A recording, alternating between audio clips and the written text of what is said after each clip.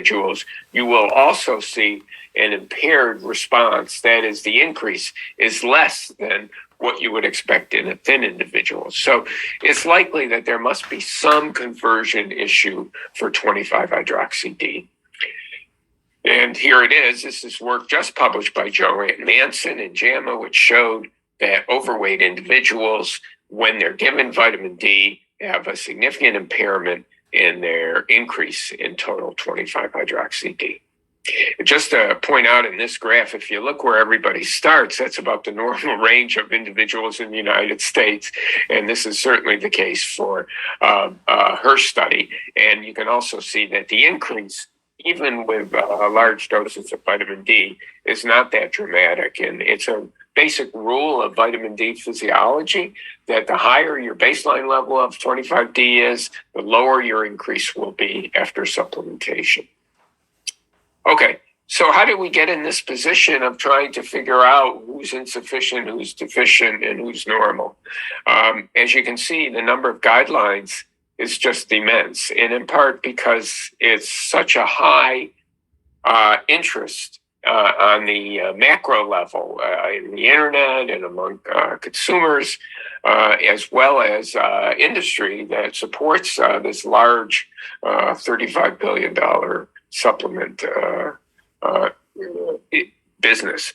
So everybody is weighed in on guidelines, and everybody agrees, most everybody agrees, that you probably have some benefit to some conditions.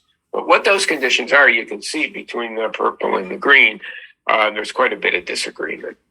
And that includes whether you should supplement in general population, particularly African Americans, because they have lived with this lower vitamin D level and have lower PTH levels in response to that for generations upon generations.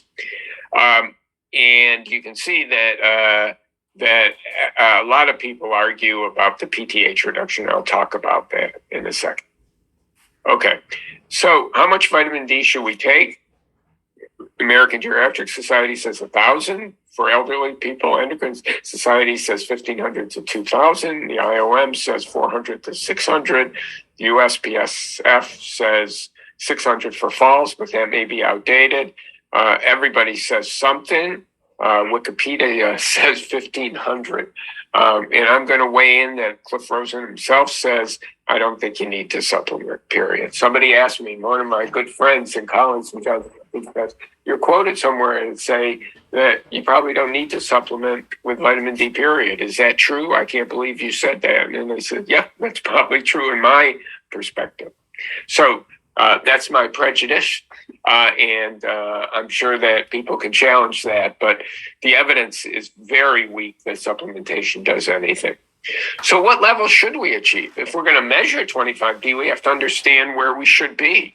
So AGS says anything greater than 20 is good. Endocrine Society says that. The IOM that I was on said 20 or greater. And I would say that anything above 20 is very reasonable, and anything between 15 and 20, one would have to think hard before you would consider supplementation, in part because we know that African Americans, for example, have levels in that range and yet do not have skeletal disease and do not develop rickets or significant bone loss.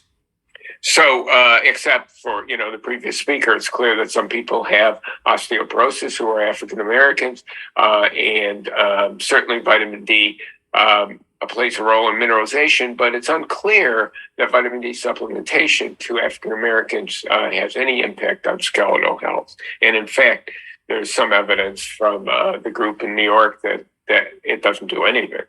So why has the threshold for vitamin D been set? We need 30 nanograms to prevent secondary hyperparathyroidism. That's some argument. We need 30 to promote calcium absorption in the gut.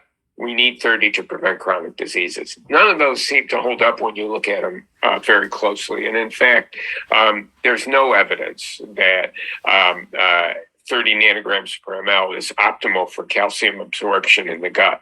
In fact, several studies have shown that anything over 8 nanograms per ml of 25-hydroxy-D will promote calcium absorption in the gut, in part